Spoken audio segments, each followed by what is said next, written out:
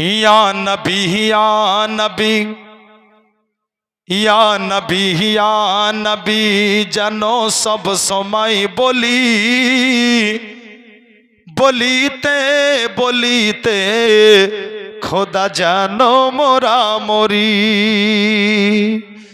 ইয়া নবী যেন সব সময় বলি, বলিতে বলিতে খোদা যেন মোরা মরি। হুসনে ইউসুফ দেখে দিবানি মাজুলেখা, তাই তো আঙুল কাটে মিশরের নারীরা। হুসনে ইউসুফ দেখে দিবানি মাজুলেখা, তাই তো আঙুল কাটে মিশরের নারীরা। যদি দেখে নিত আমার নবীর চেহারা, যদি দেখে নিত আমার নবীর চেহারা, কলিজা কাটিয়া দিত গো তাহারা।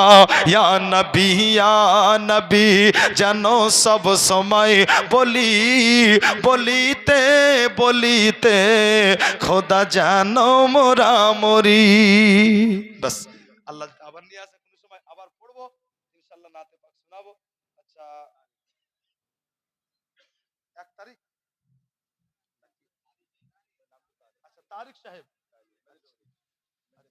মেদে ডুমরিয়া 10 ব্যাগ সিমেন্ট, মাশাআল্লাহ। শেষের বেলায় তারিক সাহেব মেদে ডুমরিয়া আপনার গ্রাম, উনি 10 ব্যাগ সিমেন্ট এই মাদ্রাসার জন্য দিয়েছেন। আল্লাহ যেন দানকে কবুল করেন, বলুন আল্লাহুম্মা আমিন। আমি জানি এখানে দেনেওয়ালা আছে, আমি গত বছর এসেছিলাম, আলহামদুলিল্লাহ এটা আল্লাহর রহমত, আপনাদের ভালোবাসা। আজ 2002 থেকে জালসা করছি বাবু, তো একই স্টেজে অনেকবার মাশাআল্লাহ আমাকে যেতে হয়। একটা স্টেজ পর পর পর পর 22 বছর যাচ্ছি।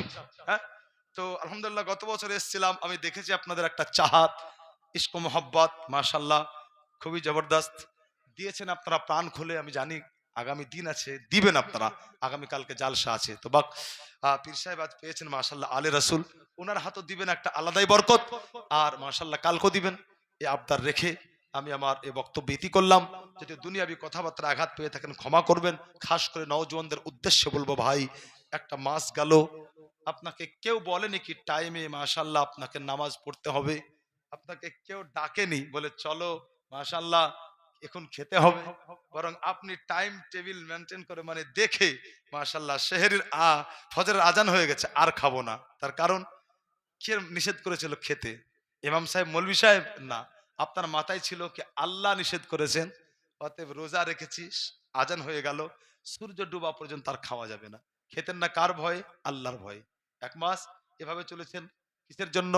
আল্লাহকে রাজি করার জন্য। ওই মানুষ আপনি, সব কিছু ঠিকঠাক ছিল মাশাআল্লাহ, কিন্তু আজ হঠাৎ করে বিগড়ে গেল কেন? মনে রাখবেন বাবু, পৃথিবীতে দুটো কাজ, একটা খুবই কঠিন, একটা খুবই সহজ। পরের সমালোচনা করা খুবই সহজ, আর নিজেকে শুধরানো খুবই কঠিন। তো বাবু বলবো এটাই, শুধরান নিজেকে, আপনি কামিয়াব হয়ে যাবেন। আল্লাহ পাক যেন তৌফিক দেন। আসসালামু আলাইকুম ওয়া রাহমাতুল্লাহি ওয়া বারাকাতুহু।